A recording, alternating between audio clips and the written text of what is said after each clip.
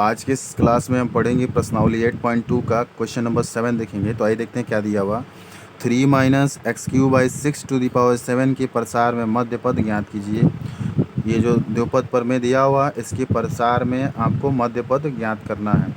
तो इसका मध्य पद ज्ञात करने से पहले हम एक सूत्र के बारे में जान लेते हैं। सूत्र क्या है, आप पहले से कक्षा 10 में पढ़े होंगे स्टैटिस्टिक्स में, सांख्यिकी में, कि जब पदों की संख्या सम होती है, जब पदों की संख्या सम होती है तो दो मध्य पद होते हैं। एक होता है n/2वां पद और दूसरा होता है n/2 प्लस 1वां पद। ये होता है, ये सूत्र होता है जब पदों की संख्या सम होती है। दूसरा, जब पदों की संख्या विषम होती है। क्या होती है? विषम होती है। तो केवल एक मध्य पद होता है, वो होता है n+1/2वां पद। ठीक है, जब पदों की संख्या क्या होती है? सम होती है। जैसे मान लीजिए 2, 4, 6, 8 इस टाइप का हो, तो ये सम है। तो सम जब होगी तो आपके दो मध्य पद होंगे, n/2वां पद और n/2 प्लस 1वां पद।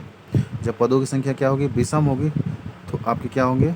एक मध्य पद होंगे n+1/2वां पद। विषम कहने का मतलब है 3, 5, 1, 7, ये सब विषम। तो जब पदों की संख्या क्या होगी? विषम होगी, तो आपका केवल एक मध्य पद होगा।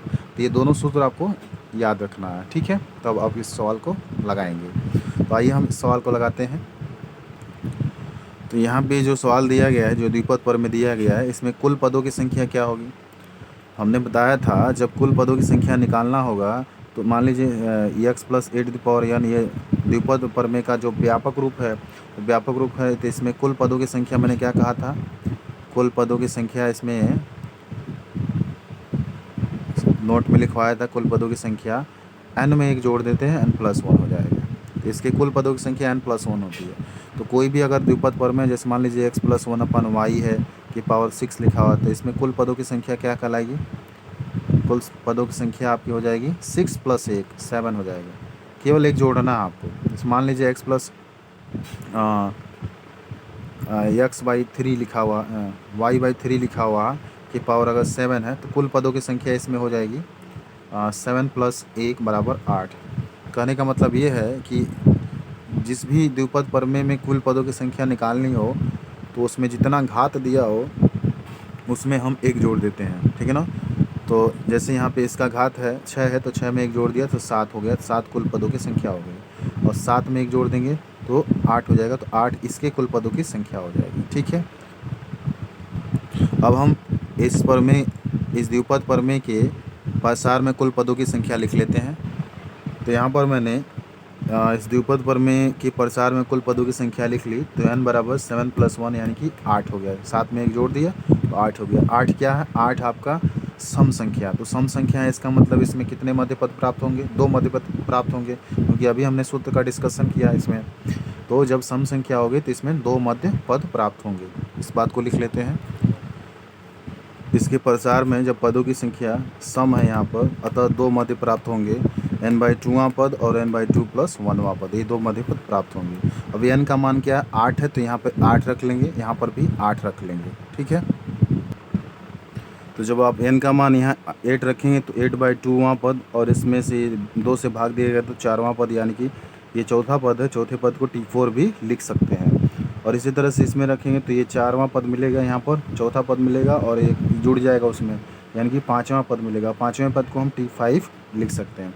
यानी कि इसके प्रसार में जो मध्य पद प्राप्त होंगे वो T4 होंगे और T5 होंगे। अब बात है कि T4 और T4 को निकालेंगे कैसे? तो चलिए T4 और T5 को निकालते हैं। ठीक है, T4 और T5 को इसके पहले वाले वीडियो में निकालना बताया था। 13वां पद, चौथा पद, 12वां पद ऐसे निकालना बताया था। बिल्कुल उसी तरह से निकालेंगे। तो T4 और T5 को निकालते हैं अब। तो निकालने से पहले क्या करेंगे? सबसे पहले इसकी तुलना किससे कर लेंगे? इसकी तुलना हम कर लेंगे x + 1n से। तो 3 - x³/6 की पावर 7 की तुलना तुलना x plus a to the power n से करने पर जो इसकी तुलना करेंगे तो क्या मिलेगा, n का मान तो 7 हो जाएगा, n का मान 7 हो जाएगा, x का मान हो जाएगा 3 और a का मान हो जाएगा -x³/6, ये मिल जाएगा। तो जब आप इसकी तुलना करेंगे तो ये आपको मान प्राप्त हो जाएगा। इसकी ज़रूरत पड़ेगी इसमें T4 एंड T5 में। अब हम पहला निकालेंगे T4, उसके बाद T5 निकालेंगे। अब आपको यहाँ पे T4 निकालना है तो आप पहले ये सूत्र जानते हो, TR + 1 = NCR x⁻n - r a⁻r होता है ना। तो यहाँ पर T4 जब निकालोगे T4 तो ये क्या होगा, इसको हम T3 + 1 लिख सकते हैं। T4 को क्या लिख सकते हैं, T3 + 1 लिख सकते हैं। अब यहाँ से देखिए R का मान क्या है, 3 है, R का मान क्या है, 3 है। तो यहाँ पर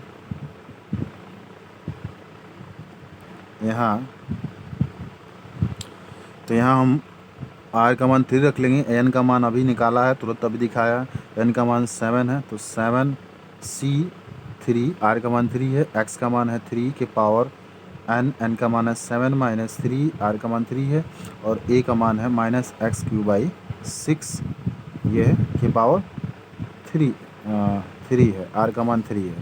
अब इसको क्या करेंगे, इसको हम कैलकुलेट करेंगे। तो इसको कैलकुलेट करेंगे तो क्या मिलेगा, T4 आपको मिल जाएगा, इसको हम तोड़ देंगे तो फैक्टोरियल 7/3, और 7 में से 3 गया, फैक्टोरियल 4 हो जाएगा, और 3 के पावर ये हो जाएगा 4, और गुणे ये -1 के पावर 3 लिख सकते हैं इसको, और x³ के पावर 3 लिख सकते हैं, और इंटू 1/6 के पावर 3 लिख सकते हैं। इसको आप कैलकुलेट करेंगे तो ये हो जाएगा 7 × 6 × 5 × फैक्टोरियल 4 तक छोड़ देंगे, क्योंकि नीचे फैक्टोरियल 4 है, उससे कट जाएगा, और इसको तोड़ देंगे तो ये हो गया फैक्टोरियल 4, और इसका 3 के पावर 4 का मतलब 81, -1 के पावर विषम संख्या है, इसका मतलब -1 आ जाएगा, और x के पावर 3 है, तो यानी कि 3 3 के 9 हो जाएगा, और यहाँ पर इसका हो जाएगा 1/6 के पावर 3 है, तो 1 का क्यूब 1 हो जाएगा, 6 का क्यूब हो जाएगा 216।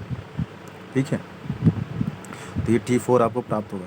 यहाँ से ये कट गया, 3 दूनी 6, इससे कट गया, अब कुछ नहीं कटने वाला, तो 7 × 5 × 81 × कुछ नहीं, 81 × -1, मतलब माइनस आ जाएगा यहाँ पर। ठीक है, यहाँ माइनस आगे आ जाएगा, और नीचे 216 आ जाएगा। ठीक है, और ये यहाँ पे x के पावर 9 आ जाएगा।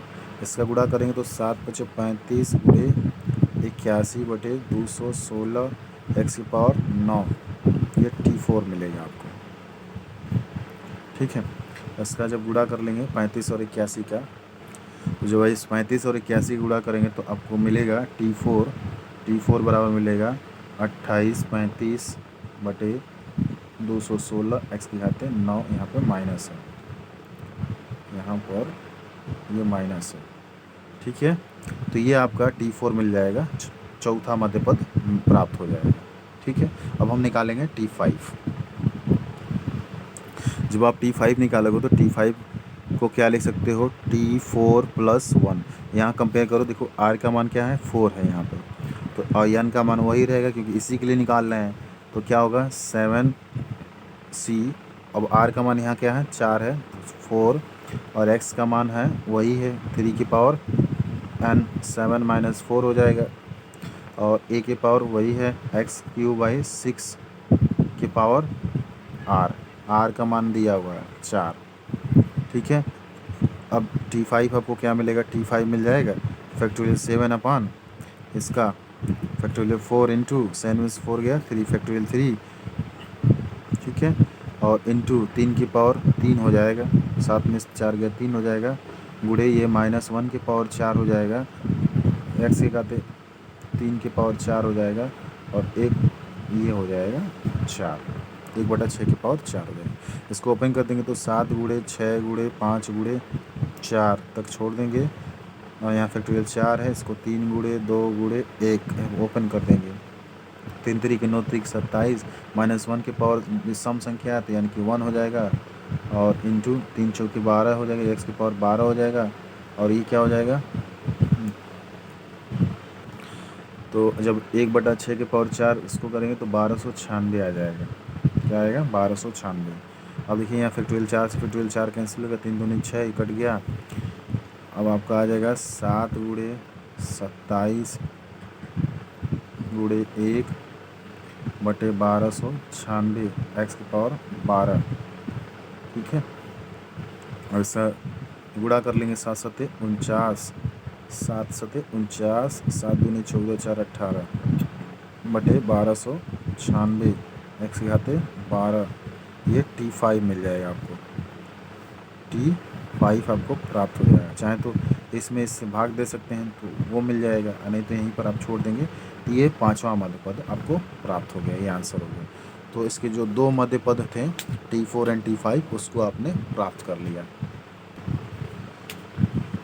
इसमें यहाँ पे 5 छूट गया है, यहाँ पर 5 से मल्टीप्लाई कर दीजिए।